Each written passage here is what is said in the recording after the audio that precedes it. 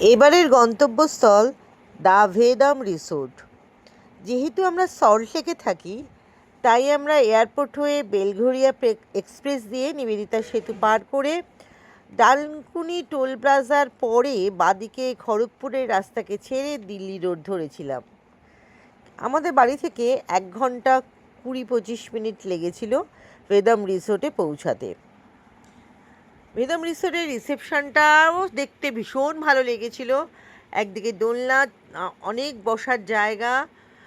আমরা সমস্ত কিছু ডকুমেন্টস জমা দিয়ে আমরা যখন ভেতরে পা রাখলাম, ও ওয়াও, মানে সুইমিং পুল দেখে আর চারদিকে গাছ, এত সুন্দর সুইমিং পুল দেখে মুগ্ধ হয়ে দাঁড়িয়ে পড়েছিলাম।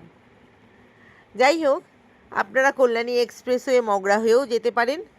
এটা পুরুষোত্তম বাটি, Sugandha, West Bengal 712102 pin number. আমরা ডে ট্রিপ বুক করেছিলাম।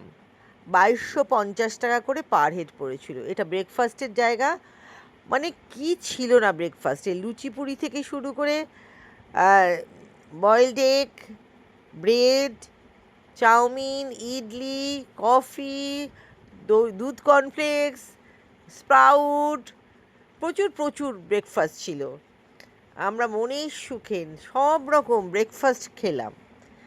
আচ্ছা, আপনারা যদি বুক করেন, বুকিং নাম্বার 7003028163, আর একটা নাম্বার 8336853555। এখানে ট্রি হাউস, মাড হাউস সব কিছু আছে। আমাদের 2250 টাকা ডে ট্রিপের জন্য পার হেড পড়েছিল। একটা রুম দিয়েছিল, আমরা 4 জন ছিলাম, আর ব্রেকফাস্ট আর লাঞ্চ এই টাকার মধ্যেই ছিল।